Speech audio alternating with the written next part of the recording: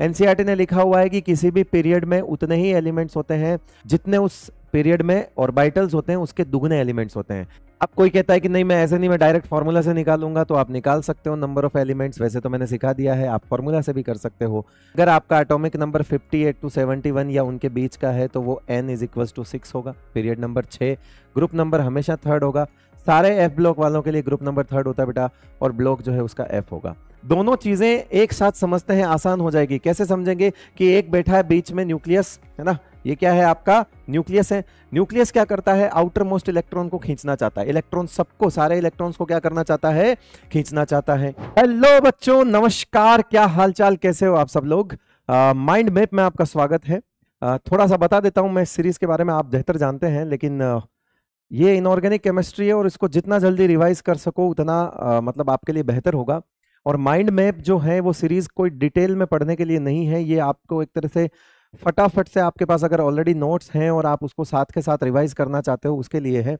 तो ये बहुत जल्दी पढ़ाने वाली चीज़ है, क्योंकि 1 घंटे के आसपास पूरा चैप्टर करवाना होता है।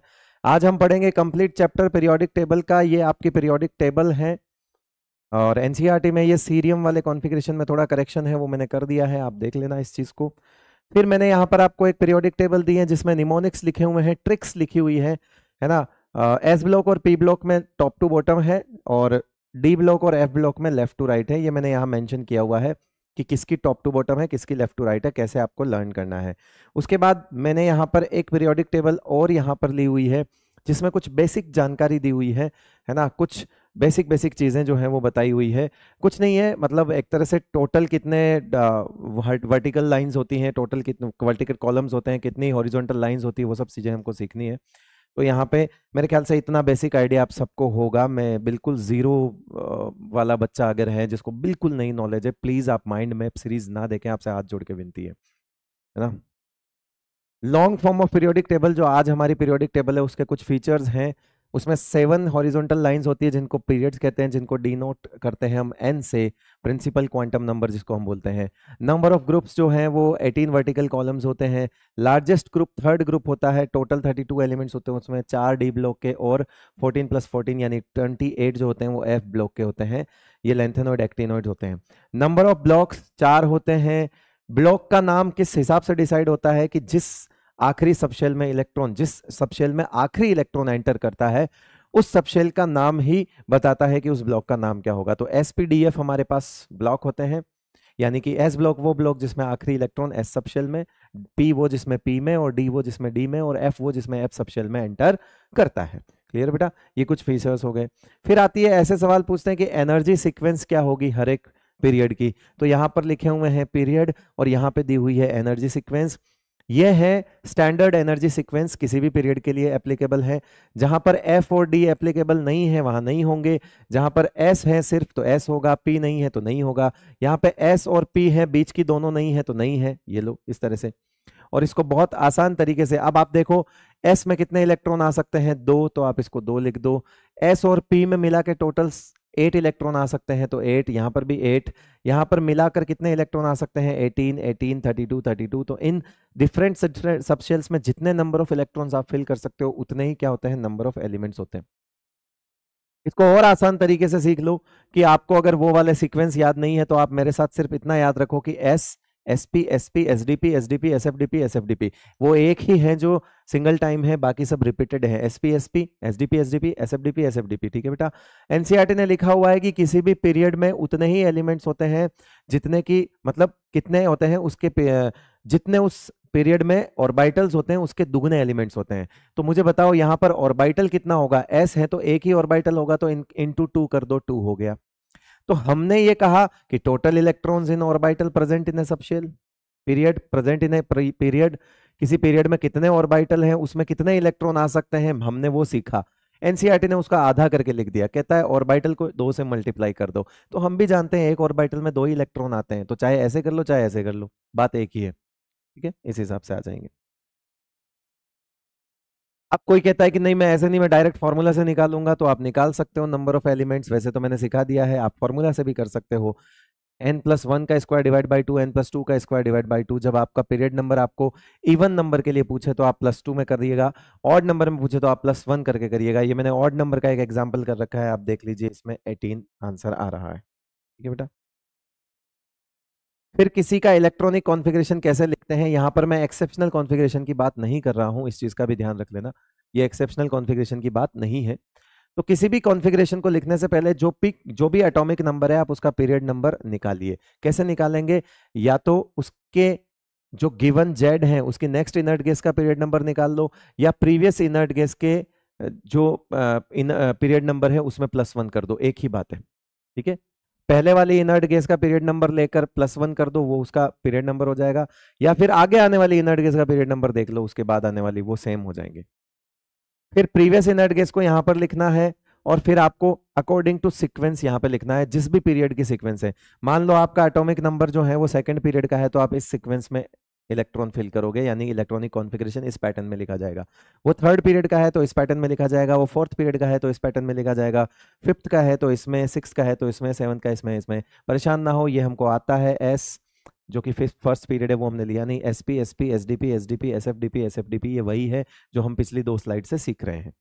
एग्जाम्पल के तौर पे जैसे मान लो मैंने 21 ले लिया, सबसे पहला मेरा काम होता है मैं इसका n निकालूं, पीरियड नंबर निकालूं, तो मेरा आंसर 4 आएगा, क्योंकि मुझे यहां पर जो चीज पता होनी चाहिए वो इनर्ट गैस के कॉन्फ़िगरेशंस और इनर्ट गैस का जो एटॉमिक नंबर है वो पता होना चाहिए। तो मैं वहां से इसका पीरियड नंबर पता करूंगा, फिर इसकी सीक्वेंस निकालूंगा फोर्थ पीरियड की, तो मुझे पता चलेगा एसडीपी होगी, यानी 4s 3d और 4p होगा।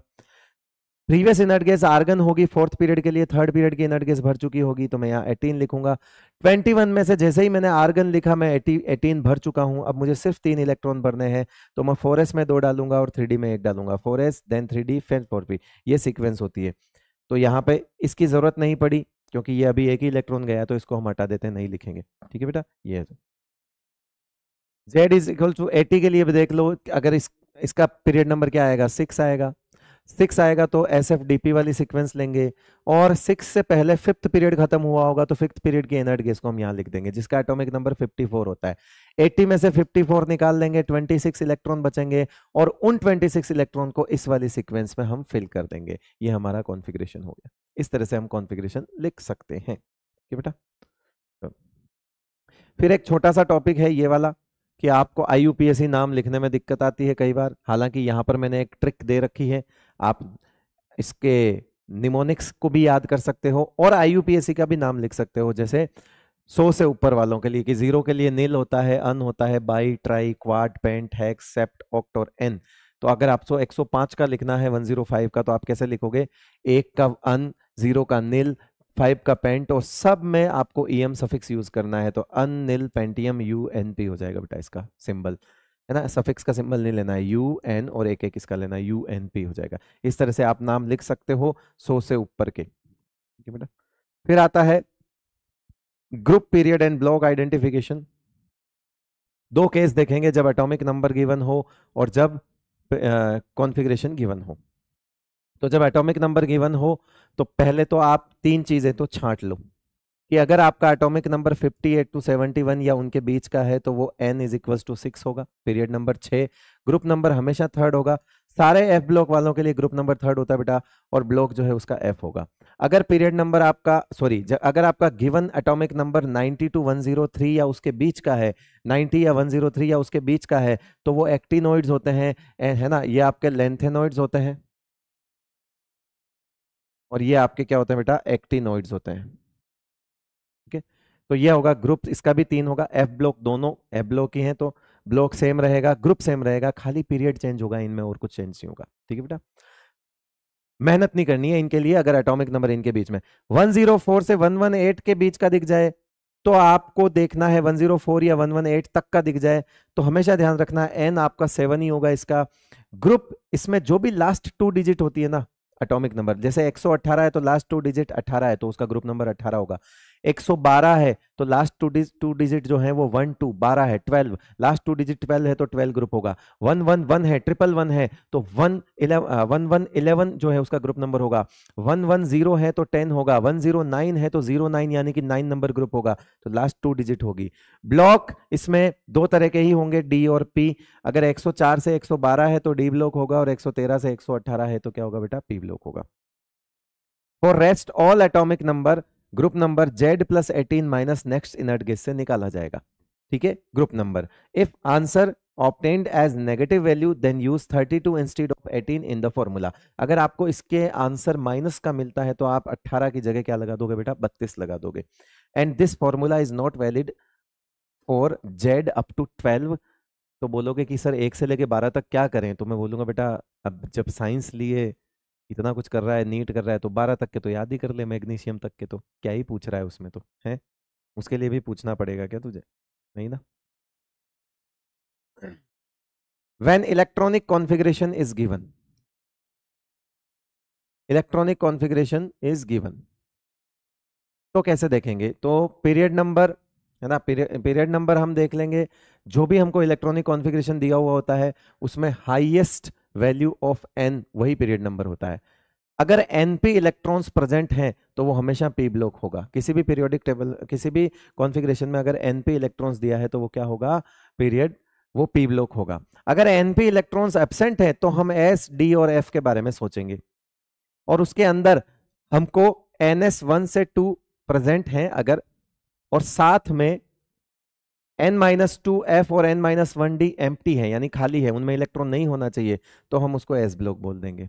लेकिन अगर ns इलेक्ट्रॉन प्रेजेंट है ना, और साथ में इलेक्ट्रॉन्स इनमें n-2f और n-1d में प्रेजेंट हैं, तो फिर हम उसको d या f ब्लॉक का रखेंगे। d और f ब्लॉक आपको परेशान कर सकता है, इसलिए किसी भी कॉन्फ़िगरेशन को d और f में अगर परेशान हो रहे हो तो टोटल इलेक्ट्रॉन काउंट करके पहले वाले केस पे स्विच कर लेना, एटॉमिक नंबर वाले पे आंसर आ जाएगा।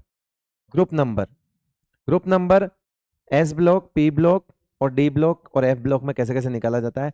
f ब्लॉक का हमेशा 3 होता है, निकालना ही नहीं है। f ब्लॉक का ग्रुप नंबर हमेशा 3 होता है, निकालना ही नहीं है। s ब्लॉक का ग्रुप नंबर ns के इलेक्ट्रॉन काउंट कर लो, 1s1 है तो वो 1 नंबर ग्रुप है, 2s2 है तो वो 2 नंबर ग्रुप है, जितने ns इलेक्ट्रॉन होंगे उतना ग्रुप नंबर होगा। p ब्लॉक के अंदर आप 12 में np में जितने इलेक्ट्रॉन है वो ऐड कर दीजिए, है ना, और डी ब्लॉक के अंदर आप ns इलेक्ट्रॉन और n-1d इलेक्ट्रॉन्स को ऐड कर दीजिए, वो आपका डी ब्लॉक का ग्रुप नंबर आ जाएगा। ठीक है बेटा, चलो, तो ये था आपका कुछ स्ट्रक्चरल पार्ट। इसकी प्रैक्टिस और इसके एग्जांपल्स आपको करने पड़ेंगे, आप अपने नोट्स में से देखकर कर सकते हो। मैंने सिर्फ आपको रूल्स रिवाइज कराए हैं क्योंकि मेरे पास टाइम की बाउंडेशन है बेटा। ठीक है, तो अब हम शुरू करने वाले हैं प्रॉपर्टीज वाला पार्ट बेसिकली, और प्रॉपर्टीज वाला पार्ट हम शुरू करके फिर इस चैप्टर को आगे बढ़ाते हैं। एक काम करते हैं, जो कुछ मैंने अभी आपको पीरियड ब्लॉक और ग्रुप आइडेंटिफिकेशन करवाए हैं, तो मैं इनके कुछ सॉल्व्ड एग्जांपल लास्ट ईयर के नोट्स के आपको नोट्स अटैच करके जा रहा हूं, है ना। जो रूल्स हैं वो तो मैंने लिखे हुए हैं, और यहाँ पे रूल्स भी हैं और एग्जांपल्स भी हैं, तो आपको हेल्प मिल जाएगी। ये कुछ एग्जांपल्स हैं, सॉल्व्ड एग्जांपल्स हैं, सारी चीज वही है जो मैंने ऊपर शॉर्ट नोट्स लिखे हुए हैं, और ये डिटेल में चीजें समझाई हुई है, आराम से आप देख लोगे, कोई दिक्कत वाली बात नहीं है। ठीक है बेटा, तो एग्जाम्पल्स में यहाँ पर नोट्स में अटैच करके जा रहा हूँ, कोई टेंशन नहीं है, आपका काम हो जाएगा एकदम से। चलिए ठीक है, चलिए तो अब हम बढ़ते हैं प्रॉपर्टीज की तरफ, और सबसे पहले हम जानेंगे क्या, स्क्रीनिंग इफेक्ट और इफेक्टिव न्यूक्लियर चार्ज के बारे में। देखो, दोनों चीजें एक साथ समझते हैं, आसान हो जाएगी। कैसे समझेंगे कि एक बैठा है बीच में न्यूक्लियस, है ना, ये क्या है आपका न्यूक्लियस है। न्यूक्लियस क्या करता है, आउटर मोस्ट इलेक्ट्रॉन को खींचना चाहता है, इलेक्ट्रॉन सबको, सारे इलेक्ट्रॉन्स को क्या करना चाहता है, खींचना चाहता है। अब हमने एक इलेक्ट्रॉन पकड़ लिया, टेस्ट इलेक्ट्रॉन, जिस पर हमको ये अट्रैक्शन देखना है। इस टेस्ट इलेक्ट्रॉन पर लगने वाला नेट अट्रैक्शन फोर्स कहलाता है बेटा इफेक्टिव न्यूक्लियर चार्ज। मैंने नेट वर्ड यूज क्यों किया, क्योंकि जितना अट्रैक्शन ये न्यूक्लियस लगाना चाहता है उतना नहीं लग रहा है। क्यों नहीं लग रहा है, क्योंकि अंदर वाले जो इलेक्ट्रॉन आपको दिख रहे हैं ना बेटा, अंदर वाले जो इलेक्ट्रॉन आपको दिख रहे हैं ना, वो क्या कर रहे हैं, वो इसको, ये जो अट्रैक्शन लगना चाह रहा है ना, ये इसको क्या कर रहे हैं, कम करना चाह रहे हैं। मतलब कुल मिला के मुझे ये बताओ सारी कहानी क्या है, रिपल्शन की और अट्रैक्शन की। तो एक फॉर्मूला ये देखो, क्या लिखा हुआ है, repulsive force exerted by the inner electron towards outer electron. ठीक है, अंदर वाले इलेक्ट्रॉन्स का बाहर वाले इलेक्ट्रॉन्स की ओर जो रिपल्शन लगता है वो होता है स्क्रीनिंग इफेक्ट। अब ऑर्डर ऑफ स्क्रीनिंग क्या होता है यहाँ पे, ऑर्डर ऑफ स्क्रीनिंग की बात कर लेते हैं हम यहाँ पे।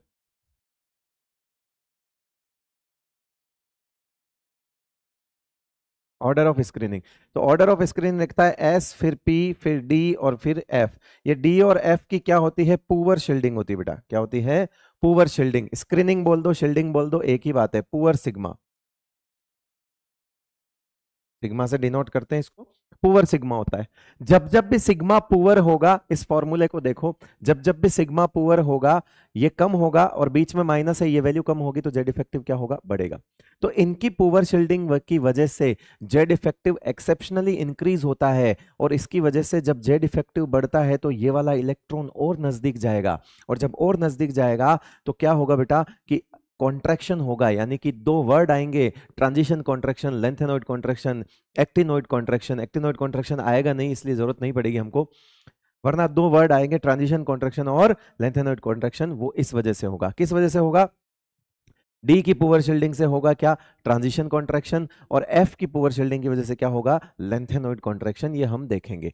ठीक है बेटा, तो कुल मिला के अभी आपने यहाँ पे क्या सीखा, ये सीखा कि ये जब इलेक्ट्रॉन ये इलेक्ट्रॉन को खींचना चाहता है, लेकिन उस टेस्ट इलेक्ट्रॉन को अंदर वाले इलेक्ट्रॉन धक्का देते हैं, जो धक्का होता है वो रिपल्सिव फोर्स होता है।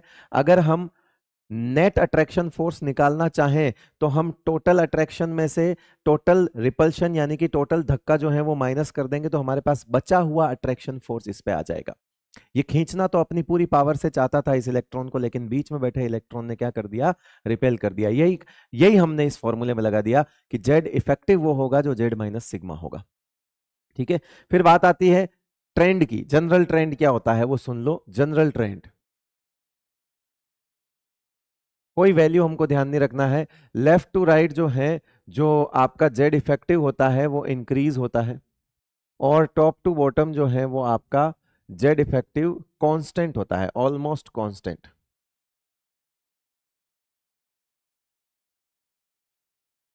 कांस्टेंट, ठीक है, बस ये चीज है। तो हमारे लिए जो जेड इफेक्टिव है वो लेफ्ट टू राइट के लिए more important property,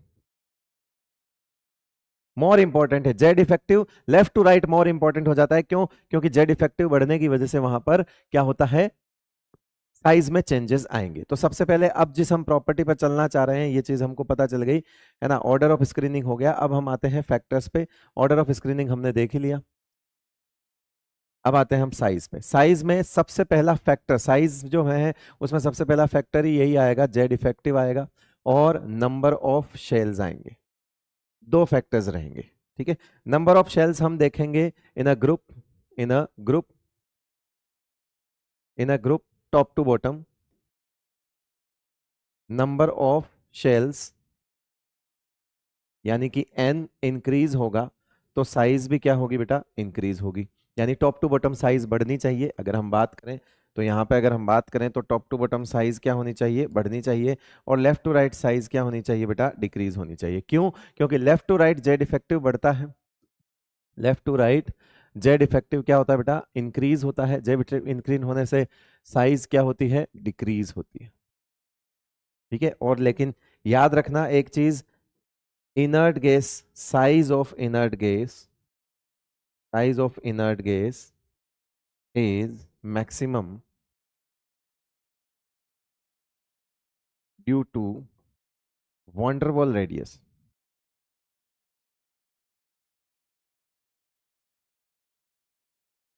and should not be compared with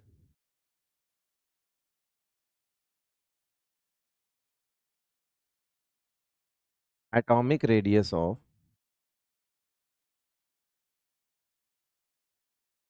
other elements in a period। ये एनसीईआरटी का नोट है। Size of inert gas is maximum due to van der Waals radius and should not be compare with atomic radius. मतलब उसको आप अलग ही देखो, पहले आते थे ऐसे कंबाइन सवाल, लेकिन अब नहीं आते हैं। फिर बात आती है साइज के, ये वाली चीज हो गई साइज में। जनरल ट्रेंड भी हमने देख लिया, तो कुछ इंपॉर्टेंट ऑर्डर्स देख लेते हैं। आ जाइए साइज के कुछ इंपॉर्टेंट ऑर्डर्स देख लेते हैं। जहां जनरल ट्रेंड नहीं होगा वहां पे मैं चीजें बता दूंगा। जैसे यहाँ कोई दिक्कत नहीं है, टॉप टू बॉटम साइज बढ़नी चाहिए, बढ़ेगी, ये टॉप टू बॉटम साइज बढ़ेगी, ठीक है। ये देखो टॉप टू बॉटम साइज जहां है बढ़नी चाहिए। ये कुछ इंपॉर्टेंट ऑर्डर्स हैं। ये लेफ्ट टू राइट है, लिथियम, बेरिलियम, बोरोन, कार्बन, ये सब ऐसे डिक्रीज होगा, ये वाली चीज है। फिर आपको एक इंपॉर्टेंट ऑर्डर, ये general, on the basis of general trend left to right size क्या होती है बेटा, डिक्रीज होती है। ये वाला लेफ्ट टू राइट हो गया। And top to bottom size क्या होती है, इंक्रीज होती है। उस बेसिस पे हम इतने सारे ऑर्डर लिख सकते हैं।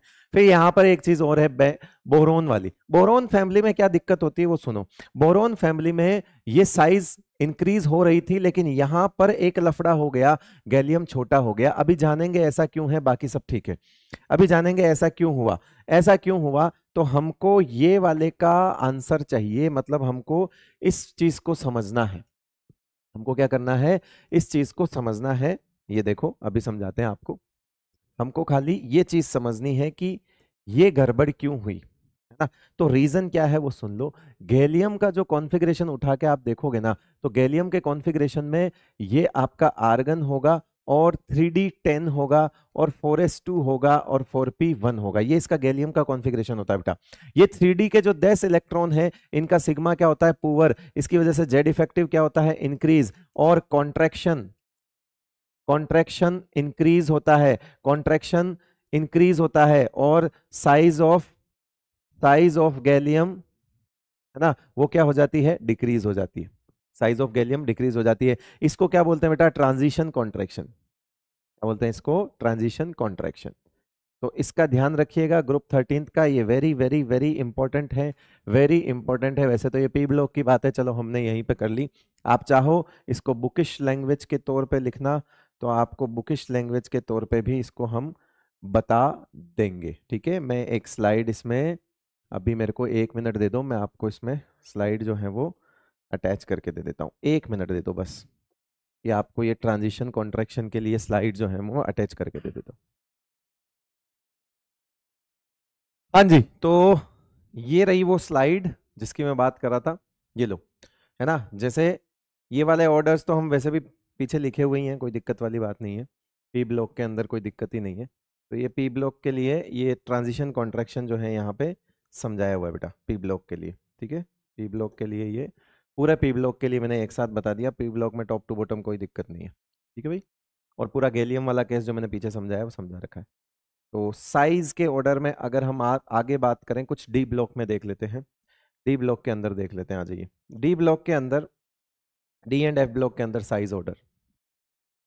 डी एंड एफ ब्लॉक के अंदर क्या देखेंगे हम, साइज ऑर्डर देख लेते हैं। तो ये डी एंड एफ ब्लॉक वाली बात हो गई। Scandium, yttrium, lanthanum, top to bottom increase, no exception. या इसको लिख देंगे नो लेंथेनॉइड कॉन्ट्रैक्शन, नॉर्मल चलेगा। मतलब साइज टॉप टू बॉटम बढ़नी चाहिए, बढ़ रही है। Scandium, yttrium, lanthanum. लेकिन टाइटेनियम जिरकोनियम से बड़ा है, लेकिन जिरकोनियम हॉफनियम बराबर हो गए। ऐसा क्यों हुआ, तो ऐसा इसलिए हुआ कि अगर आप बात करोगे तो लेंथेनम जो है वो, लेंथेनम का एटॉमिक नंबर कितना होता है बेटा, लेंथेनम का एटॉमिक नंबर 57 होता है। तो लेंथेनम से जब हॉफनियम पे आए तो 58 होना चाहिए था, लेकिन 58 टू 71 तो कहाँ चले गए, लेंथेनॉइड्स में चले गए। और लेंथेनॉइड्स वो होते हैं जिनमें 4f में इलेक्ट्रॉन भरा जा रहा होता है। लेकिन जब हम 71 के बाद वापस 72 पर आएंगे तो हम ये पाएंगे कि ये 4f तो पूरा भर गया। कहां से भरा था, 58 सीरियम से लेकर ल्यूटेशियम तक, 71 तक भर चुके हैं। यानी ये हमको अचानक से, जब हमने लेंथेनम से हॉफनियम पे स्विच किया, तो हमने अचानक से पाया कि अचानक से 4f के 14 इलेक्ट्रॉन भर गए। क्यों, क्योंकि बीच में लेंथेनॉइड सीरीज आ गई। अब ये जो अंदर बैठ गए 14 इलेक्ट्रॉन, इनकी शील्डिंग होती है पुअर, जिसकी वजह से जेड इफेक्टिव क्या होता है बेटा, बढ़ता है। जेड इफेक्टिव बढ़ने से साइज में कॉन्ट्रैक्शन होगा। अब ये होना चाहिए था बड़ा। अब कोई बड़ा अगर छोटा होना शुरू कर देता है तो ऊपर वाले के लगभग बराबर हो जाएगा। तो यहां लिखा हुआ है contraction occurs, size decrease, known as lanthanoid contraction. तो यहाँ एनसीआर, तो मैं आपको बता दूं कि केवल तीसरे ग्रुप जो है वो नॉर्मल चलता है, except third group in D block, size of 5d series element. Top to bottom की बात हो रही है ना। टॉप टू बॉटम की यहाँ पे बात हो रही है बेटा, ये भी देख लेना, टॉप टू बॉटम की बात हो रही है।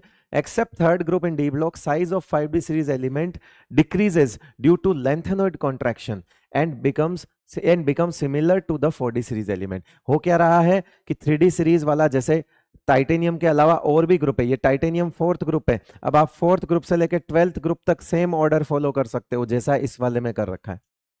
जैसा आपने फोर्थ के लिए, हालांकि इंपॉर्टेंट वही है, कभी पूछेगा तो फोर्थ ही पूछेगा, लेकिन फोर्थ से लेके 12th तक ये सेम ऑर्डर चलेगा। 3D से बड़ा 4D और 4D 5D बराबर हो जाएंगे, क्योंकि 5D में क्या लगेगा बेटा, 5D में लगने वाला है आपका लेंथेनॉइड कॉन्ट्रैक्शन, जिसकी वजह से वो साइज क्या हो जाएगी, डिक्रीज हो जाएगी। क्लियर है। उसके बाद आती है लेफ्ट टू राइट, ये मैंने आपको एडिशनल करवा दिया है। ये वैसे तो डी ब्लॉक और एफ ब्लॉक की बात है कि left to right D block के अंदर आपको 3D सीरीज के अंदर ये वाला पैटर्न ध्यान रखना है, ठीक है, डेटा बेस्ड है कंप्लीटली, कोई दिक्कत नहीं है। और लेंथेनॉइड्स के अंदर आपको ये वाला पैटर्न ध्यान रखना है, जिसमें अगर सिर्फ यूरोपियम को हटा दें तो लेफ्ट टू राइट साइज कोई दिक्कत नहीं है, डिक्रीज ही होगी। क्यों होगी? क्योंकि इन सब में लगातार जो इलेक्ट्रॉन प्रोग्रेसिवली भरे जा रहे हैं, है ना, वो कहां भरे जा रहे हैं प्रोग्रेसिवली? वो भरे जा रहे हैं किसमें? 4f में। किसमें भरे जा रहे हैं बेटा? 4f सबशेल्स में भरे जा रहे हैं। और 4f सबशेल के इलेक्ट्रॉन नालायक होते हैं, शील्डिंग पुअर करते हैं। तो 4f में इलेक्ट्रॉन जैसे जैसे बढ़ता जा रहा है, वैसे वैसे शील्डिंग पुअर होती जा रही है लेफ्ट टू राइट, और जेड इफेक्टिव बढ़ता जा रहा है और साइज डिक्रीज होती जा रही है। तो अभी जो हमने पीछे वाली स्लाइड में देखा वो था लेंथेनॉइड सीरीज के बाद लगने वाला लेंथेनॉइड कॉन्ट्रैक्शन, वो बाद में भी लगता है। और ये जो हम सीख रहे हैं ये है लेंथेनॉइड सीरीज में ही लग रहा है लेंथेनॉइड कॉन्ट्रैक्शन। तो लेंथेनॉइड सीरीज में भी एप्लीकेबल है एंड आफ्टर लेंथेनॉइड्स भी एप्लीकेबल होता है लेंथेनॉइड कॉन्ट्रैक्शन। ठीक है बेटा, चलिए। In lanthanoid contraction is applicable in both M as well as M3+ size orders. ये आपकी M यानी न्यूट्रल साइज ऑर्डर है। अगर इन सब पे आप +3 भी लगा दोगे तब भी ये लेफ्ट टू राइट डिक्रीज होगा। तो ये कह रहा है कि लेंथेनॉइड कॉन्ट्रैक्शन दोनों में ही एप्लीकेबल होता है। हाँ, मैंने एक तरीका बताया है कि M+3 वाले में यूरोपियम वाला एक्सेप्शन नहीं होगा, यानी कि ये यूरोपियम इतना बड़ा हो जाता है क्योंकि ये सबसे आगे आ जाता है जीरो स्टेट में। सिर्फ इस एक एलिमेंट की वजह से हम ये जनरल रूल नहीं नकार सकते। ये एक आगे आ गया। +3 के अंदर आपको यूरोपियम को कहीं पे ले जाने की जरूरत नहीं है। +3 के अंदर उसको कहीं नहीं, जहां है वहीं रहेगा। +3 एकदम स्मूथ चलेगा। हालांकि स्मूथ तो एकदम ये भी है, सिर्फ इस एक को हटा दो तो, लेकिन +3 वाला तो बिल्कुल स्मूथ है, left to right size decrease होगी। ठीक है, ओके। और ये मैग्नीज और यूरोपियम में ऐसा क्यों होता है? क्योंकि हम ये मेटल से तो इनकी मेटेलिक रेडियस कंसीडर करते हैं। तो मेटेलिक रेडियस के अकॉर्डिंग अगर मेटल मेटल के बीच में बॉन्ड वीक होगा तो वो एक दूसरे से दूर होंगे, यानी कि रेडियस बढ़ेगी, और रेडियस बढ़ेगी तो ये क्या होगा? साइज बढ़ेगी। इन दोनों का मेटेलिक बॉन्ड वीक होता है due to half filled stable configuration. इनका क्यों वीक होता है बेटा? Half filled stable configuration. इतना डिटेल में कोई नहीं पूछेगा, ये सिर्फ मैं बता रहा हूं आपको। ये एक वहम बच्चा पाल लेता है कि स्कैंडियम और जिंक में जिंक बड़ा हो जाएगा। नहीं, स्कैंडियम अभी भी बड़ा है, ये सिर्फ यहीं से बढ़ना शुरू हुआ है, तो स्कैंडियम बड़ा ही रहेगा जिंक से। और मैंगनीज और जिंक जो है वो एग्जैक्ट सेम वैल्यू के आसपास बैठे होते हैं, 137। ओके, चलो आते हैं आयोनाइजेशन एनर्जी पे। साइज खत्म। Energy required to remove most loosely bounded electron from gaseous isolated atom, है ना। ये एटम है, ये सबसे बाहर वाला इलेक्ट्रॉन है, इसको हम रिमूव करना चाहते हैं। इसको रिमूव करने में जितनी एनर्जी हमको देनी पड़ेगी वो कहलाएगी आयोनाइजेशन एनर्जी। ठीक है भाई। हमेशा एंडोथर्मिक होती है किसी भी न्यूट्रल और कैटायन के लिए। मतलब कोई न्यूट्रल है और कोई कैटायन है और तुम उससे इलेक्ट्रॉन निकालना चाहते हो तो तुम अट्रैक्शन के अगेंस्ट वर्क करोगे, और अगर अट्रैक्शन के अगेंस्ट वर्क करोगे तो हमेशा एनर्जी आपको क्या करनी पड़ेगी बेटा? देनी पड़ेगी। इसलिए हमेशा एनर्जी वो होता है। Value of successive ionisation energy for an element, वापिस ध्यान रखना, एक एलिमेंट के लिए लगातार की जाने वाली आयोनाइजेशन एनर्जी हमेशा बढ़ती है। मतलब एक एक एक ही एलिमेंट से पहला इलेक्ट्रॉन निकालो, फिर दूसरा निकालो, फिर तीसरा निकालो, तो ऐसा नहीं है कि बराबर एनर्जी लगेगी। नहीं, पहले के 10 रुपए लगेंगे तो दूसरे के 15 लगेंगे, तीसरे के 20 लगेंगे, हो सकते हैं चौथे के और ज्यादा लग जाएं। यानी कि कभी भी ऐसा नहीं होगा कि किसी एलिमेंट की पहली आयोनाइजेशन एनर्जी से उसकी दूसरी आयोनाइजेशन एनर्जी की वैल्यू कम हो जाए। ऐसा क्यों होता है आइए जानते हैं। M से M+ जब बनाते हो, फिर M2+ बनाते हो, फिर M3+ है, लगातार एक एक इलेक्ट्रॉन निकाल रहे हो। न्यूट्रल का मतलब क्या होता है बेटा? इलेक्ट्रॉन प्रोटॉन क्या होंगे? बराबर होंगे। तो यहां पर आपको जो भी अट्रैक्शन लग रहा होगा इलेक्ट्रॉन्स पे, उसके अगेंस्ट वर्क करना है। जब आप एक इलेक्ट्रॉन निकाल लोगे तो आप जब दूसरी बार उसके पास जाओगे तो वो बोलेगा कि एक इलेक्ट्रॉन तो पहले ही निकल गया, अब मेरे बाकी बचे हुए इलेक्ट्रॉन पे अट्रैक्शन बढ़ गया है, क्योंकि आपने प्रोटॉन थोड़ी निकाला था, आपने तो इलेक्ट्रॉन निकाला था। तो प्रोटॉन अब इलेक्ट्रॉन की तुलना में ज्यादा हो गए होंगे, क्योंकि आपने इलेक्ट्रॉन एक कम कर दिया। तो यहां पर जेड इफेक्टिव इंक्रीज हो गया, यहां पर बचे हुए इलेक्ट्रॉन पर एवरेज अट्रैक्शन बढ़ गया। इसलिए जब इसके ऊपर पॉजिटिव चार्ज आ गया तो ये अब नाटक करेगा। आपने वहां 10 रुपए दिए इसको इलेक्ट्रॉन के, यहां ये बोलेगा मैं 15 रुपए लूंगा।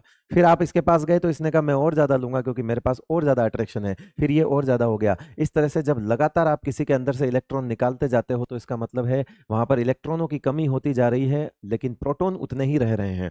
और जब प्रोटॉन उतने ही रह रहे हैं तो वो अट्रैक्शन इंक्रीज करते जाएंगे एवरेज हर इलेक्ट्रॉन पे।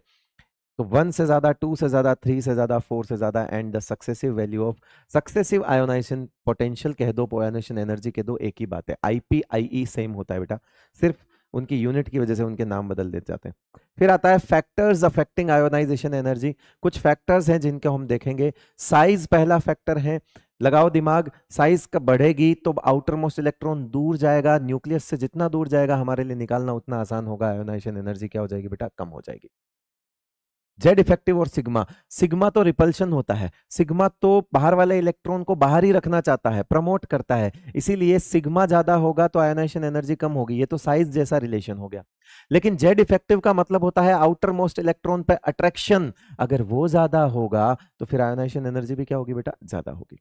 तो जेड इफेक्टिव तो आयोनाइजेशन एनर्जी को बढ़ाता है और साइज आयोनाइजेशन एनर्जी को क्या करता है बेटा, कम। लेकिन अगर सिर्फ ये दो ही फैक्टर होते तो हम जितने साइज के ऑर्डर हमने सीखे हैं हम सीधा वहीं से उल्टा जवाब दे देते।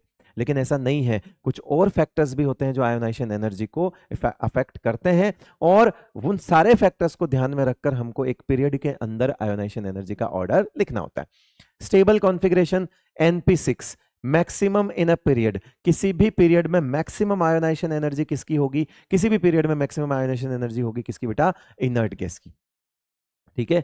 और हाफ फिल्ड वाला देखो, NP3 और NP4 में NP3 ज्यादा होगा, नाइट्रोजन ऑक्सीजन में नाइट्रोजन ज्यादा होगा, फास्फोरस सल्फर में फास्फोरस ज्यादा होगा। होना चाहिए था साइज के अकॉर्डिंग ऑक्सीजन ज्यादा, सिर्फ साइज की बात करोगे तो ऑक्सीजन छोटा है, ये ज्यादा होना चाहिए था। लेकिन क्योंकि साइज से ऊपर का फैक्टर यहां हाफ फिल्ड स्टेबल कॉन्फ़िगरेशन हो गया। ये स्टेबल कॉन्फ़िगरेशन है, ये क्यों देगा, ये देना ही नहीं चाहता।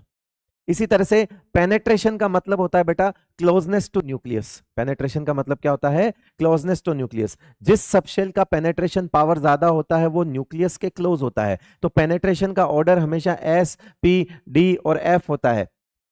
एक सेम शेल के डिफरेंट सब शेल्स अगर आपके पास हैं तो वो न्यूक्लियस के एक सबसे करीब S, उसके दूर P और ये। अब जो न्यूक्लियस के सबसे करीब है वहां से इलेक्ट्रॉन निकालने में आपको एनर्जी ज्यादा देनी पड़ेगी, तो NS2 और NP1 में NS2 ज्यादा होता है। तो इस हिसाब से बेरिलियम और बोरोन में बेरिलियम को ज्यादा करना पड़ेगा, जबकि बोरोन की साइज छोटी है मैं जानता हूं, बोरोन का जेड इफेक्टिव भी ज्यादा है, वो राइट साइड में है मैं जानता हूं, लेकिन मैंने फिर कह दिया था केवल साइज और जेड इफेक्टिव से आंसर नहीं करना है। इसीलिए यहाँ पे बोरोन और बेरिलियम में बेरिलियम जीतेगा, आगे आएगा, और मैग्नीशियम एल्यूमिनियम में मैग्नीशियम की ज्यादा होगी बेटा। ये हो गया आपको, ये सारी बातें ध्यान में रखते हुए आप क्या थर्ड पीरियड और सेकंड पीरियड का कॉन्फ़िगरेशन लिख सकते हो। देखो सेकंड पीरियड लिथियम, फिर बेरिलियम, फिर बोरोन, फिर कार्बन, फिर नाइट्रोजन, फिर ऑक्सीजन, फिर फ्लोरीन और फिर नियोन। ये मैक्स है, मुझे पता है ये मैक्स है। देखो ये हो गया आपका 2s1, ये हो गया आपका 2s2, लास्ट वाला लिख रहा हूं बेटा, ये 2p1, ये 2p2, ये 2p3, ये 2p4, ये 2p5 और ये 2p6, है ना। नॉर्मल क्या कहता है, नॉर्मल ये कहता है कि भैया लेफ्ट टू राइट क्या होती है, इंक्रीज। तो ये इससे ज्यादा हो जाएगा, मैं मानता हूं, ये इससे ज्यादा हो जाएगा, ये इससे ज्यादा हो जाएगा, ये इससे ज्यादा हो जाएगा, ये इससे ज्यादा हो जाएगा। लेकिन जहां जहां प्रॉब्लम है वो ये है, एक तो पेनेट्रेशन पावर वाला और एक ये है आपका हाफ फील्ड स्टेबल, और ये है आपका पेनेट्रेशन, है ना। तो आप थर्ड पीरियड के लिए भी लिख सकते हो, जैसे ये हो गया आपका सोडियम हो गया, मैग्नीशियम हो गया, एल्यूमिनियम हो गया, सिलिकॉन हो गया, फास्फोरस हो गया, फिर आपका सल्फर हो गया, क्लोरीन हो गया और आर्गन हो गया। सेम एज, कैसे लिखोगे, सेम एज सेकंड पीरियड। कर लोगे ये, कर लोगे बेटा। सेम एज सेकंड पीरियड, ये आपको होमवर्क दे रहा हूं बेटा, मैं कर लोगे? तो थर्ड पीरियड का आपको आयोनाइजेशन एनर्जी के ऑर्डर्स लिखने हैं, ठीक है भाई। चलो, फिर आती है बात, कुछ जनरल ऑर्डर्स देख लेते हैं, आ जाइए। General orders, important orders. Important orders किसे, जैसे एस ब्लॉक के अंदर lithium, sodium, potassium, rubidium, caesium decrease होगी टॉप टू बॉटम, ठीक है। और लेफ्ट टू राइट हमने लिख ही दिया है। फिर यहाँ पे आ जाएगा आपका बेरिलियम, फिर बेरियम से कम कौन होगा, मैग्नीशियम, कैल्शियम, फिर स्ट्रोंशियम और बेरियम, ये लगातार top to bottom ionisation energy decrease होती है, ठीक है। उसके बाद हम अगर बात करें तो ये आपका नाइट्रोजन फैमिली हो गया, फिर ये आपका ऑक्सीजन फैमिली हो गया, फिर आपका ये फ्लोरीन, फिर क्लोरीन, फिर ब्रोमीन और फिर आयोडीन भी ऐसा ही चलेगा। फिर आपका ये नियोन, हीलियम, नियोन, फिर आर्गन, ये क्रिप्टन, ये जिनोन और ये रेडोन भी ऐसा ही चलेगा, ये भी ऐसा ही चलेगा, कोई दिक्कत नहीं है, सबका कम ही होगा। ये आपका ऐसा ही चलेगा, लेकिन जहां दिक्कत होगी वो वही फैक्टर होंगे, कौन से, लेंथेनॉइड कॉन्ट्रैक्शन और ट्रांजिशन कॉन्ट्रैक्शन। क्योंकि कॉन्ट्रैक्शन जब होता है तो आयोनाइजेशन एनर्जी पे भी असर आएगा, तो वो देख लेते हैं हम कहाँ कहाँ है, आ जाइए। नॉर्मल, और अगर नॉर्मल की बात करो तो स्कैंडियम, फिर ये ट्रियम और फिर लेंथेनम, ये भी नॉर्मल चलेगा, कोई दिक्कत वाली बात नहीं है। फिर बात आती है यहाँ पे जहाँ पे प्रॉब्लम है, और वो प्रॉब्लम एक तो ये रही प्रॉब्लम। तो इसमें क्या होता है कि यहाँ पे पहले डिक्रीज होती है, फिर इंक्रीज होती है, फिर डिक्रीज होती है, फिर इंक्रीज होती है। तो यहाँ पे फिर से इंक्रीज होती है। तो इन दोनों का रीजन है lanthanoid contraction.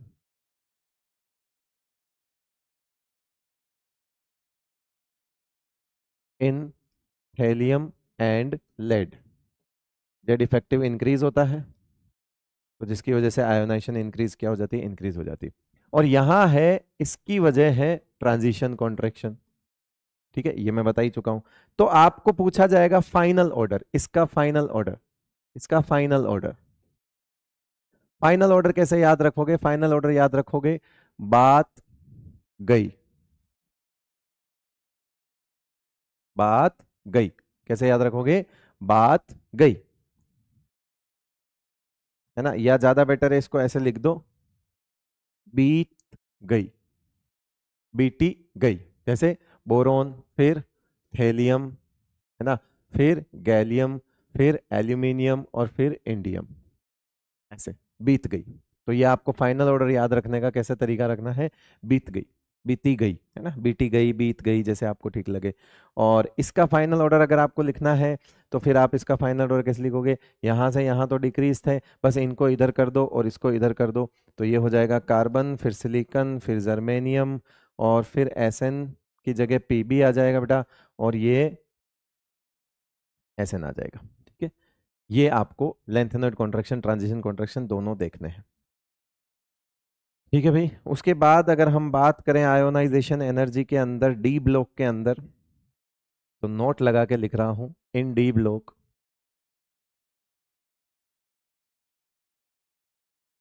Top to bottom except third group, ionization energy of 5D series element is max due to lanthanoid contraction. Lanthanoid contraction की वजह से उनकी आयोनाइजेशन एनर्जी जो होती है वो क्या होती है बेटा, मैक्सिमम होती है। ऐसा थर्ड ग्रुप में नहीं लगता, बाकियों में लगेगा, तो अकॉर्डिंगली आप उसका आंसर दे सकते हो, ठीक है भाई। ये हो गया आपका आयोनाइजेशन एनर्जी। उसके अलावा आयोनाइजेशन एनर्जी के एप्लीकेशंस देख लेते हैं, एप्लीकेशंस ऑफ आयोनाइजेशन एनर्जी।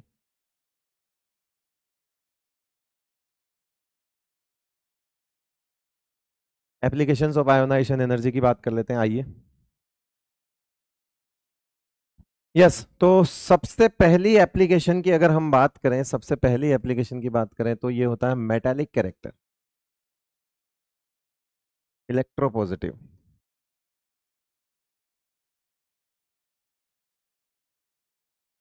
ठीक है। तो ये ध्यान रखना बेटा कि जो आयोनाइजेशन एनर्जी अगर कम होगी तो रिमूवल ऑफ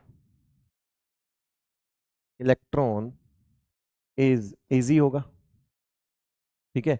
और उस केस में मेटेलिक कैरेक्टर जो है वो इंक्रीज होगा, मेटेलिक कैरेक्टर कह दो। और उसके साथ रिएक्टिविटी ऑफ मेटल्स इंक्रीज होगी। तो अगर मैं यहां पे लिख दूं, जैसे मैं आपको बता दूं, लिथियम, सोडियम, पोटेशियम, रुबिडियम और सीजियम, इधर से इधर आओगे, आयोनाइजेशन एनर्जी कम होगी, मेटेलिक कैरेक्टर इंक्रीज होगा और रिएक्टिविटी भी क्या होगी, इंक्रीज होगी। ठीक है, ये है। दूसरी एप्लीकेशन आती है इसकी कि आपको वैल्यूज दी हुई हो आयोनाइजेशन एनर्जी की और आपको पूछे कि वैलेंस इलेक्ट्रॉन निकाल के दिखाओ। तो बेटा कुछ नहीं है, आपको किसी भी एक एलिमेंट की वैल्यूज दी हुई है, फर्स्ट दी हुई 103, 118, 630, आप सबको देखिए एक बार। और आपको जहां लगता है कि यार सबसे बड़ा गैप कहां है, तो सबसे बड़ा गैप आपने मान लो यहां ढूंढ लिया। आपने सबसे बड़ा गैप कहां ढूंढ लिया, यहां। तो सबसे बड़े गैप से पहले कितनी आयोनाइजेशन एनर्जी है, उतने वैलेंस इलेक्ट्रॉन होंगे, सिंपल। क्योंकि ये वैलेंस इलेक्ट्रॉन मतलब ये वैलेंस शेल के इलेक्ट्रॉन है। जब वैलेंस शेल में से इलेक्ट्रॉन निकल जाते हैं तो अंदर वाला इलेक्ट्रॉन जो होता है वो अंदर वाली शेल का होता है, और अंदर वाली शेल पर न्यूक्लियस का अट्रैक्शन बहुत ज्यादा होता है, इस वजह से वो अचानक से बहुत ज्यादा एनर्जी मांगता है। तो ये एनर्जी अपने आप में अचानक से ज्यादा होना, अपने आप में एनर्जी का बहुत ज्यादा हो जाना, एकदम से एनर्जी बढ़ जाने का मतलब होता है कि यार ये बाहर वाले कमरे के लोग नहीं है, मतलब आपने ये इलेक्ट्रॉन बाहर वाले कमरे के नहीं निकाले, ये अंदर वाले कमरे के हैं, और अंदर वाला कमरा न्यूक्लियस के ज्यादा नजदीक है, आपको पैसा ज्यादा देना पड़ेगा। तो सिंपल सी बात है, यहाँ पे IE1 और IE2 और IE3, तो आपने सडन जंप देखा जो 2 और 3 के बीच में था। जब 2 और 3 के बीच में सडन जंप होता है यानी कि पहला और दूसरा आसानी से दे देगा। मैं अगर इस सवाल को देखकर आपसे पूछूं तो बताओ, लार्जेस्ट जंप से पहले जितने इलेक्ट्रॉन उतने वैलेंस इलेक्ट्रॉन, सिंपल सा जुगाड़ है, वैलेंस इलेक्ट्रॉन। तो बताओ यहाँ पर वैलेंस इलेक्ट्रॉन कितने हैं, यहाँ पे वैलेंस इलेक्ट्रॉन कितने हैं, 2 हैं। तो इसकी पॉसिबल ऑक्सीडेशन स्टेट कितनी हो जाएगी, पॉसिबल ऑक्सीडेशन स्टेट कितनी हो जाएगी बेटा, +2 हो जाएगी। जितने वैलेंस इलेक्ट्रॉन उसके आगे प्लस लगा दो, वो उसकी पॉसिबल ऑक्सीडेशन स्टेट हो जाएगी। अब आपको पता चल गया कि ये +2 में रहेगा जो भी एलिमेंट है, तो इसके अकॉर्डिंग आप उसका क्लोराइड का फॉर्मूला, नाइट्रेट का फॉर्मूला, नाइट्राइट का फॉर्मूला, नाइट्राइड का फॉर्मूला, कार्बोनेट का फॉर्मूला, सल्फेट का फॉर्मूला, चार्ज बैलेंस करना है, चार्ज सेटिस्फाई करना है, और वो काम आप कर लोगे, मैं इतना जानता हूं, ये माइंड मैप है। तो इसमें इतना डिटेल में कोई चार्ज सेटिस्फाई करना तो नहीं सिखाऊंगा, +2 वाले का फॉर्मूला निकालना है। उसके बाद आता है आपने पास सीधा electron gain enthalpy. Electron gain enthalpy बहुत आसान तरीके से मैं समझा देता हूं, एनर्जी रिलीज्ड और एब्जॉर्ब दोनों हो सकती है। जो रिलीज होती है हम उसको एक्सोथर्मिक प्रोसेस कहेंगे और हम इसको एंडोथर्मिक कहेंगे, during the addition of an electron.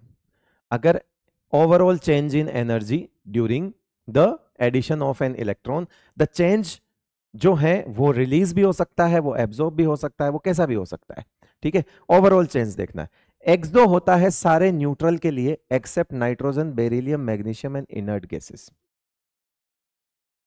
किसी भी न्यूट्रल में जब आप इलेक्ट्रॉन डालते हो तो वो रिलीज करेगा, मैक्सिमम तो हमारे रिलीज वाले केस हो गए। और किसी भूखे को इलेक्ट्रॉन देते हो तो भी वो रिलीज करेगा। यानी कि आपके सामने ऐसा लिखा हुआ है, कोई भी एक ऐसा लिखा हुआ है कि लेट सपोज आपके पास Na+ लिखा हुआ है और आप उसमें इलेक्ट्रॉन देखे उसे सोडियम बना रहे हो और आपसे पूछे एनर्जी का चेंज बताओ, तो एक्सो लिख देना। आपसे पूछे अगर नाइट्रोजन है और उसमें इलेक्ट्रॉन दे रहे हो और N- बना रहे हो, लेकिन आप इसको एंडो लिख देना क्योंकि ये नाइट्रोजन वाला केस है, एक्सेप्शनल केस है। आपके ऑक्सीजन में एक इलेक्ट्रॉन ऐड करवाए और O- बनाए तो आप इसको एक्सो लिख देना क्योंकि ऑक्सीजन इन तीनों में नहीं है। इन 3-4 के अलावा, है ना, सारी तो इनर्ट गैस हो गई, बेरिलियम हो गया, मैग्नीशियम हो गया, इनको स्पेशल केस देख लेना। तो वही बात आ गई, एंडोथर्मिक किस किस के लिए होगा, तो मैं इधर वाले से एंडोथर्मिक ले लेता हूं। इनके लिए होगा nitrogen, beryllium, magnesium, inert gases और दुनिया के सारे एनायंस में। मतलब अगर कोई पहले से एनायन है ना बेटा, मान लो O- है और उसमें तुम एक इलेक्ट्रॉन देकर दूसरा और माइनस बनाना चाह रहे हो, वो हमेशा एंडो होगा। यानी कि अगर यहाँ पे आपके सामने मान लो कोई भी लिखा हुआ है, कुछ भी लेट सपोज आपके सामने लिखा हुआ है ना, कुछ भी, मतलब जैसे सल्फर माइनस लिखा हुआ है और आप इसमें एक इलेक्ट्रॉन ऐड कर रहे हो और S2- बना रहे हो, तो ये भी क्या होगा बेटा, एंडो होगा। So the formation of polynegative ion poly negative ion is always endothermic, यानी कि एक से ज्यादा माइनस आपको जब भी बनता हुआ दिखे तो एंडो लिखना है। पहले वाले माइनस में देख लेना बेटा, अगर ये है तो ही एंडो लिखना है। इसके अलावा ऑक्सीजन है, सल्फर है, अगर एक इलेक्ट्रॉन खा रहा है तो वो S माइनस है तो वो एक्सो ही होगा।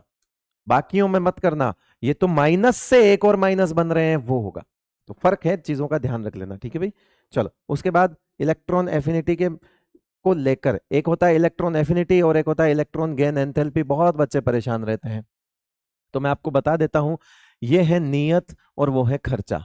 मतलब अगर इलेक्ट्रॉन खाने की नियत, tendency to gain electron is known as electron affinity. इसको क्या कहते हैं बेटा? Electron affinity. ये क्या है आपकी? Electron affinity.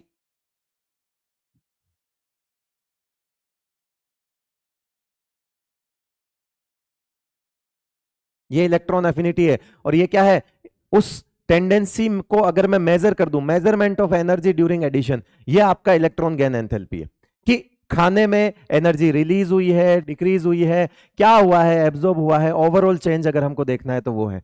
तो अगर किसी की नीयत जीरो है, मतलब वो इलेक्ट्रॉन नहीं खाना चाहता, और नेगेटिव है तो भी नहीं खाना चाहता, जीरो और नेगेटिव, यानी किसी की इलेक्ट्रॉन एफिनिटी जीरो और नेगेटिव अगर किसी बुक ने लिखा हुआ है तो वो ये कहना चाहता है कि वो इलेक्ट्रॉन नहीं खाना चाहता, और जो इलेक्ट्रॉन नहीं खाना चाहता वो कभी एनर्जी रिलीज तो कर नहीं सकता, तो या तो वो पॉजिटिव होगा, ठीक है, मतलब एनर्जी इसकी पॉजिटिव में आएगी, एब्जॉर्ब के केस में आएगी, तो या तो लेस एनर्जी रिलीज होगी या फिर एब्जॉर्ब होगी। मतलब पूरी तरह से एंडो नहीं कह सकते, लेस एनर्जी नेगेटिव होगी, मतलब इसको कह सकते हैं less negative, less negative value कह सकते हैं, है ना ये। और अगर ये पॉजिटिव है, मतलब उसके इलेक्ट्रॉन खाने की नीयत ज्यादा है। अब भैया जब इलेक्ट्रॉन खाने की नीयत ज्यादा है तो फिर वो खूब सारी एनर्जी रिलीज भी करेगा, तभी तो एनर्जी। अब किसी को इलेक्ट्रॉन पसंद आ रहा है तो इसका मतलब है वो लाएगा और उस नए इलेक्ट्रॉन पर भी खूब सारा अट्रैक्शन लगाएगा। जब अट्रैक्शन लगाएगा तो एनर्जी रिलीज होगी, तो ये इलेक्ट्रॉन गेन एंथैल्पी हमेशा नेगेटिव में आएगी, तो मींस एक्सो होगी, मोर एनर्जी रिलीज। तो ये थोड़ा सा मैथमेटिकल चीजों के साथ उलझा के, क्योंकि कैसे उलझाएंगे वो आप सवाल की वैल्यू को देख लेना बेटा, कि इसकी पॉजिटिव वैल्यू का मतलब है मैथ्स के हिसाब से वो वैल्यू ज्यादा हो गई, इसकी नेगेटिव वैल्यू का मतलब है मैथ्स के हिसाब से वो वैल्यू कम हो जाएगी। तो आपको क्वेश्चन फ्रेमिंग को देखना पड़ेगा कि वो क्या चाहता है ना। वैसे तो कोई इतना, इसमें तो दो ही ऑर्डर इंपॉर्टेंट है और वो आपके सामने मैं अभी ले आता हूँ। दो ही इंपॉर्टेंट कौन से ऑर्डर हैं देख लेते हैं आज ही। फैक्टर्स देख लेते हैं पहले, फैक्टर्स अफेक्टिंग इलेक्ट्रॉन एफिनिटी। वही फैक्टर्स हैं सेम, वही सेम फैक्टर्स हैं, है ना, सेम फैक्टर्स हैं, बस इसमें एक चेंज है। आईपी आयोनाइजेशन एनर्जी और जेड इफेक्टिव दोनों सेम चलेंगे। आयोनाइजेशन एनर्जी में जो ऊपर वाले दोनों हैं वो तो सेम है। यहाँ स्टेबल कॉन्फ़िगरेशन में Np6 इलेक्ट्रॉन खाना नहीं चाहता, तो हमने पहले ही इनर्ट गैस को एंडोथर्मिक लिखा हुआ है, याद करो। बेरिलियम, मैग्नीशियम, नाइट्रोजन और इनर्ट गैस पहले ही एंडोथर्मिक लिखा हुआ है। Minimum electron affinity in a period inert gas होता है, ठीक है बेटा। यहां पे Np2 Np3 में चेक करेंगे, वहां पे Np3 Np4 में चेक किया था, क्योंकि वहां निकालना था, यहां ऐड करना है, तो यहां पे कार्बन, नाइट्रोजन, सिलिकॉन, फास्फोरस में चेंजेस आएंगे। पेनेट्रेशन में यहां पर क्योंकि ऐड करना है तो चेंजेस S1P1 में देखेंगे, वहां S2P1 में देखा था, तो S1P1 के हिसाब से लिथियम बोरोन में चेंज आएगा और सोडियम एल्यूमिनियम में क्या होगा बेटा? चेंज आएगा। तो हम फाइनल ऑर्डर लिख सकते हैं किसका? Order of EA in second period लिख सकते हैं बेटा, सेकेंड पीरियड में, second period and third period.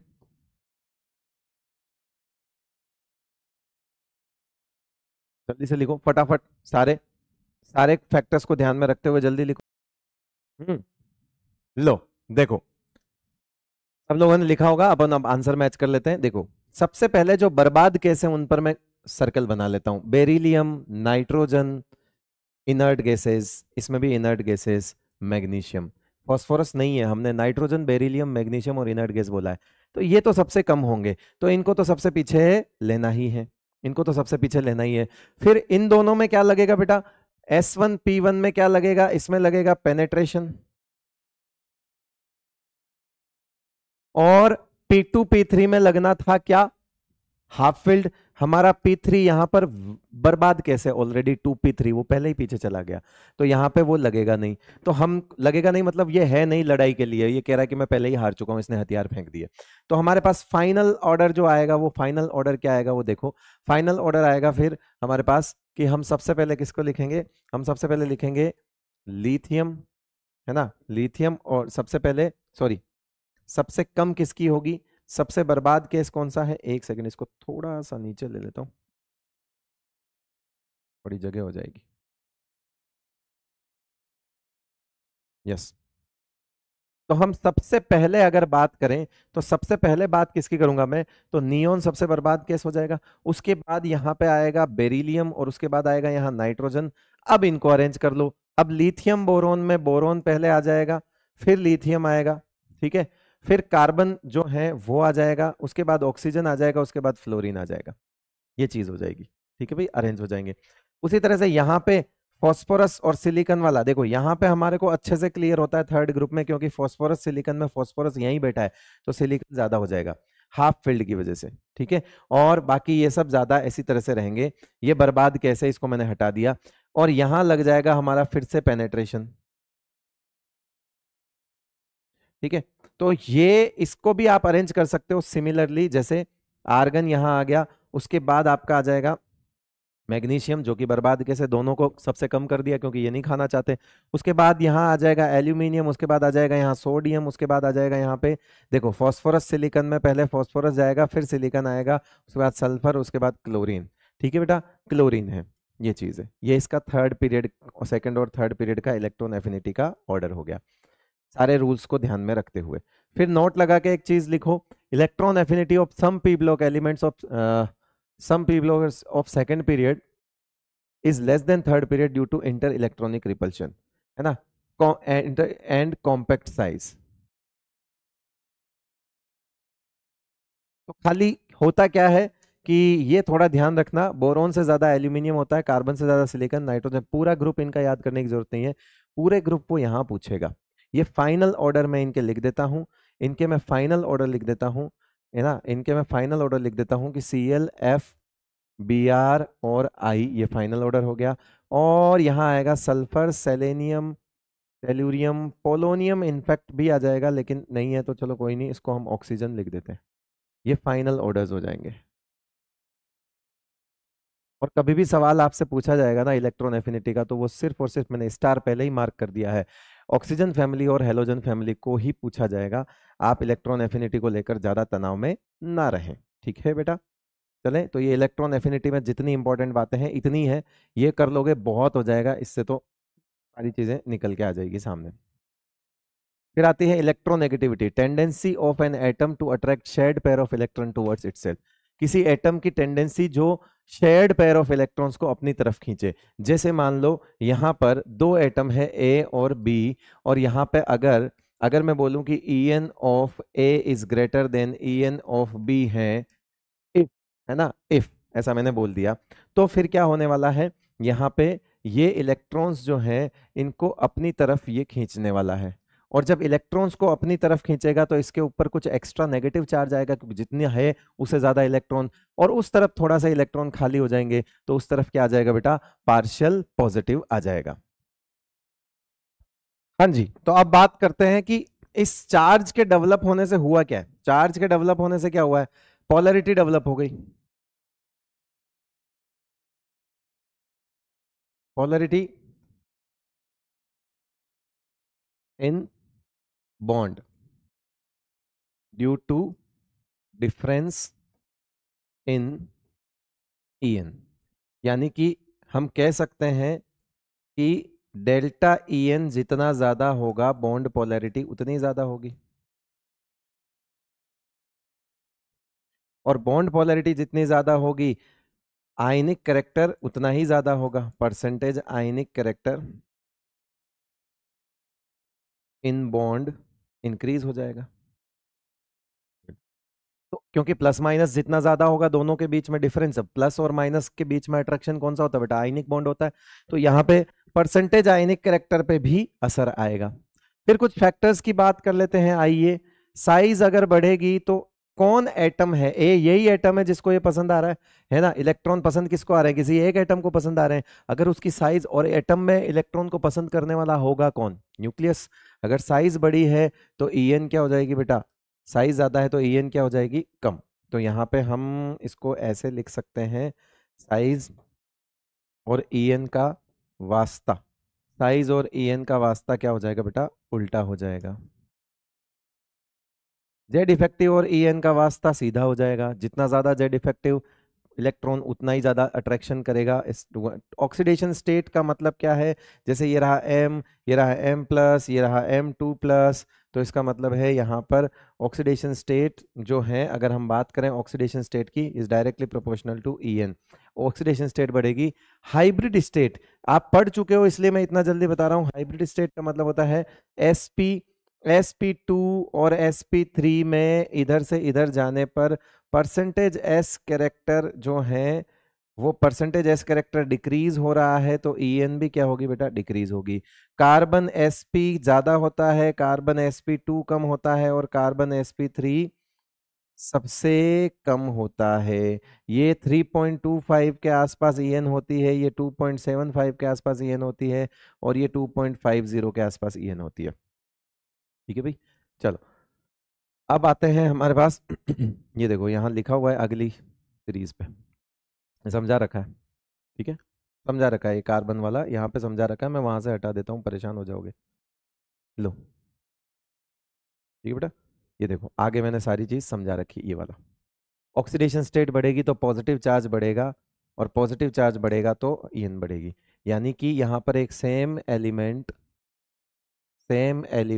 Can show different En values in different oxidation state and different hybridization state। ठीक है बेटा, ये ध्यान रखना, वो कार्बन ही है लेकिन वो तीनों तरह की En दिखा रहा है। फिर पॉलिंग एक साइंटिस्ट हुआ जिसकी हम इलेक्ट्रोनेगेटिविटी सबसे ज्यादा मानते हैं। ये कुछ वैल्यूज हैं जो आपको ध्यान में रखनी पड़ेगी, और जिन पर मैंने स्टार मार्क किया हुआ है रेड कलर से, उन वैल्यूज को आपको थोड़ा और ध्यान से देखना पड़ेगा, उनका ध्यान थोड़ा ज्यादा रखना पड़ेगा। आपको पता होनी चाहिए क्योंकि पूरी ऑर्गेनिक केमिस्ट्री में आपको बार बार En वाली बातें आएगी। एप्लीकेशंस ऑफ En पर आ जाते हैं। सबसे पहले नॉन मेटेलिक कैरेक्टर की अगर बात करें तो इलेक्ट्रोनेगेटिविटी का मतलब होता है इलेक्ट्रॉन पसंद होना।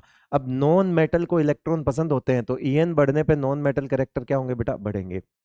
फिर है परसेंटेज आयनिक कैरेक्टर, आप चाहो तो ये फॉर्मूला लगा सकते हो, वरना मैंने पीछे ही बता दिया कि जितना ज्यादा डिफरेंस होगा उतना ज्यादा बॉन्ड की पोलैरिटी होगी, और जितना ज्यादा बॉन्ड की पोलैरिटी होगी उतना ही परसेंटेज आयनिक कैरेक्टर ज्यादा होगा। मैंने बताया था कि जितना ज्यादा डेल्टा En होगा परसेंटेज आयनिक कैरेक्टर उतना ज्यादा होगा। आप अगर इस ब्रैकेट में और इस ब्रैकेट में अगर वैल्यू जितनी बड़ी रखेंगे, बीच में पॉजिटिव है, यहाँ स्क्वायर है, कहीं पे भी कम होने वाला काम नहीं है, हमेशा रिजल्ट ज्यादा ही आएगा। अगर इन दोनों ब्रैकेट्स में वैल्यू जितनी बड़ी होगी रिजल्ट उतना ही मैक्सिमम होगा। That means percentage ionic character is directly proportional to delta En।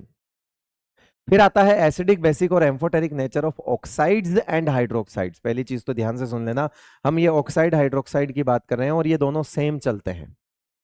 तो एक एलिमेंट पकड़ लेते हैं, कोई भी पीरियोडिक टेबल का ए एलिमेंट है, लेट्स सपोज ए एलिमेंट है। लेफ्ट टू राइट जाने पर इलेक्ट्रोनेगेटिविटी क्या होती है, बढ़ती है। जब इलेक्ट्रोनेगेटिविटी बढ़ेगी तो मान लो एक बॉन्ड है AOH, इस बॉन्ड के टूटने के दो तरीके हो सकते हैं। इस कंपाउंड में दो तरह के बॉन्ड है, A और O के बीच में और O और H के बीच में, ये दो तरह से टूट सकता है। अगर A और O के बीच में से टूटता है तो नीचे वाली कंडीशन है, और अगर O और H के बीच में से टूटता है तो ऊपर वाली कंडीशन है। अगर O और H के बीच में से टूटेगा तो ये AO- और H+ बनेगा, इसका मतलब है एसिडिक नेचर आएगा।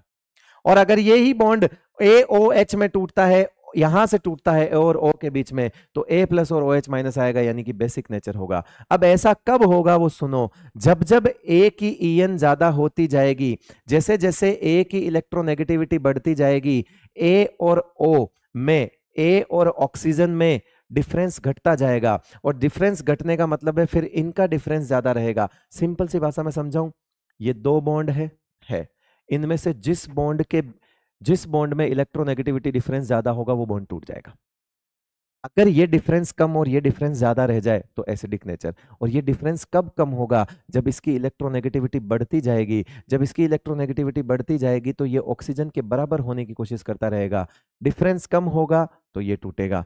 और अगर इसकी इलेक्ट्रोनेगेटिविटी कम हो जाए तो यहां वाला डिफरेंस ज्यादा आ जाएगा, यानी कि OH माइनस आएगा। तो देखो, लेफ्ट टू राइट जाने पर एक ही ईएन बढ़ती है, एक ही ईएन बढ़ने पर ये दोनों का डिफरेंस कम होता जाएगा और इसका इनका ज्यादा रह जाएगा। इनका बढ़ेगा तो नहीं, क्योंकि O और H का डिफरेंस तो फिक्स होगा।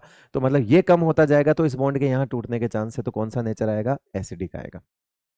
एसिडिक बढ़ेगा तो बेसिक घटेगा। फिर टॉप टू बॉटम आने पर EN कम होगी, क्योंकि साइज बढ़ रही है। तो टॉप टू बॉटम आने पर EN क्या होगी बेटा? कम होगी। तो बेसिक नेचर बढ़ेगा और एसिडिक नेचर क्या होगा? घटेगा। ये मतलब गोट के पी लो इस चीज को, कि left to right acidic nature बढ़ता है ऑक्साइड का, top to bottom basic nature बढ़ता है ऑक्साइड का। और इनके उल्टे भी देख लेना, ठीक है बेटा? तो करो, देखो। और फिर देखो, यहाँ पे मैंने लिखा है generally all metal oxides are basic in nature but some are amphoteric in nature, है ना? ये कुछ कुछ एम्फोटेरिक नेचर होता है इसका। ये मैं लिख देता हूँ, ट्रिक जनाबे आली, जनाबे आली सबसे अच्छा पंजाबी सॉन्ग गाया करो। क्रोमियम ओनली इन +3, इसलिए स्पेशल मार्क किया हुआ है। क्रोमियम केवल +3 में एम्फोटेरिक होता है। जनरली ऑल नॉल इनके जो ऑक्साइड्स होंगे वो सब एम्फोटेरिक होंगे। Generally all non metal oxides are acidic in nature but some are neutral. और वो न्यूट्रल नीचे लिखे हुए हैं, H2O, NO, N2O और CO are neutral in acidic in nature. ठीक है भाई? कुछ सवाल यहाँ किए हुए हैं, कंपेयर एसिडिक बेसिक नेचर। ठीक है, ब्रैकेट में जो लिखा हुआ है वो कंपेयर करना है। ऊपर वाले में बेसिक नेचर कम हो रहा है क्योंकि लेफ्ट टू राइट जाने पर EN बढ़ रही है, तो एसिडिक बढ़ रहा है, बेसिक कम हो रहा है। Li2O, Na2O, K2O top to bottom basic बढ़ेगा। Lithium, beryllium, boron left to right है, एसिडिक पूछ रहा है, बढ़ेगा। Phosphorus, sulphur, chlorine left to right है और एसिडिक पूछ रहा है तो बढ़ेगा।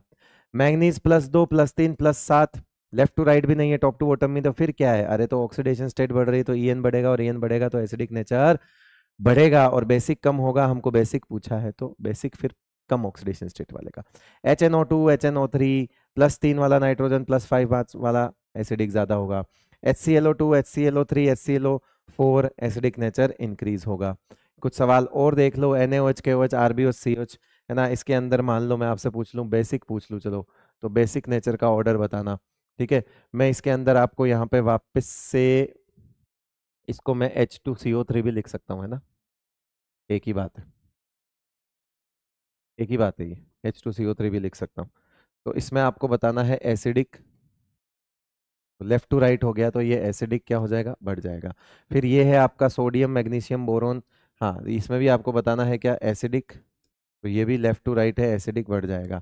NO2 + NO3 माइनस, ये ज़्यादा हो जाएगा। ये +4, ये +6, ये ज़्यादा हो जाएगा। और ये +4, ये +6, ये ज़्यादा हो जाएगा। और इन तीनों के अंदर मैंने एसिडिक ही पूछा है। ठीक है बेटा? और इसमें मैंने बेसिक पूछा है तो इंक्रीज हो जाएगा। ठीक है, ये हो गया सवाल। इस तरह के सवाल आप कर सकते हो। हाइड्रोक्साइड और ऑक्साइड का सेम चलता है, कुछ भी पूछ ले आप कर सकते हो। फिर आता है आइसो इलेक्ट्रॉनिक। हमने अभी पूरा चैप्टर कर लिया, लेकिन आइसो इलेक्ट्रॉनिक चीज नहीं देखी, वो देखते हैं। आइसो इलेक्ट्रॉनिक का मतलब होता है बेटा, नंबर ऑफ इलेक्ट्रॉन्स का क्या होना? सेम होना, लेकिन प्रोटॉन तो डिफरेंट होंगे। तो यहां पर देखोगे N3 minus, O2 minus, F minus, Na plus, Mg2 plus, Al3 plus.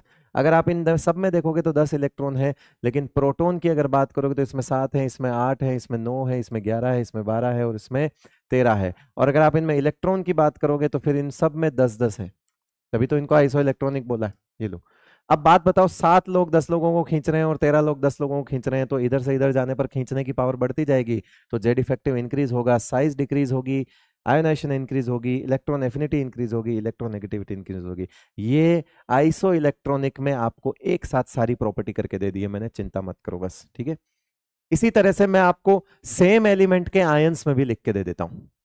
Same element के आयंस में भी देख लेना कि I माइनस आई और I plus. I minus Z effective ज्यादा, साइज बड़ी, I उससे छोटा, I प्लस सबसे छोटा।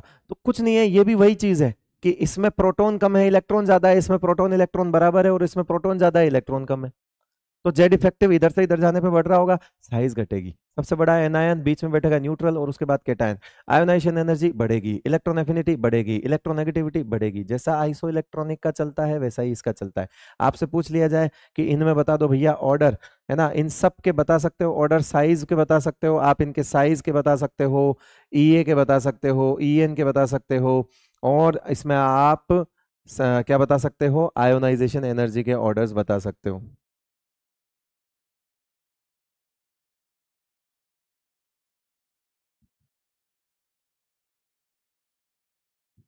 है ना, ये कंफ्यूज मत होना कि इलेक्ट्रॉन आयोनाइजेशन एनर्जी लिखते हुए कंफ्यूज मत होना बेटा, कि इसको आप देखो तो 2p6 हो गया होगा, सॉरी, इसको आप देखो तो ये 3p6 हो गया होगा और ये 3p5 हो गया होगा। नहीं, अगर एलिमेंट सेम हो तो कॉन्फ़िगरेशन नहीं देखा जाता, चार्ज देखा जाता है। इसलिए गलती मत करना, ये देखना ही नहीं है। ठीक है बेटा, ये देखना ही नहीं है, सेम एलिमेंट पर सिर्फ चार्ज देखा जाएगा।